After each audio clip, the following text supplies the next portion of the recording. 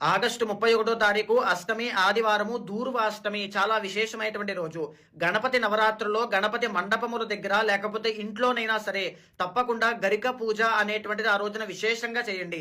వీలైతే సహస్రనామములతో స్వామిని అర్చించండి, పూజించండి.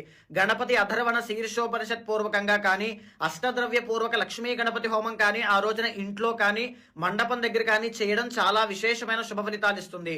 ఆ రోజున గరిక పూజ చేసిన తెల్ల జిల్లేడుతో కానీ ఎర్రగన్నేరు పూలతో కానీ స్వామిని అర్చించినా పూజించినా గొప్పదైనటువంటి శుభ ఫలితాలు ఉంటాయి. ఆర్థిక సమస్యల నుంచి బయటపడతారు అని కూడా చెప్పచ్చు. ఇంకా చెప్పాలి అంటే శ్వేతార్క గణపతి అని చెప్పబడింది. శ్వేతార్క గణపతి అంటే ఈ యొక్క తెల్ల జిల్లేడు వేరుతో తయారు చేసినటువంటి శ్వేతార్క గణపతికి తెల్ల జిల్లేడు పూలతో ఆ రోజున అర్చిస్తే కనుక రుణ బాధల నుంచి, దృష్టి ప్రభావం దగ్గర నుంచి, నెగిటివ్ ఎనర్జీ, జాతక దోషాలు ఏమున్నా ఆ రోజున తొలగిపోతాయి. శ్వేతార్క గణపతి దొరకకపోతే స్ఫటిక గణపతికి కానీ, పాదరస గణపతికి కానీ, మట్టి గణపతికి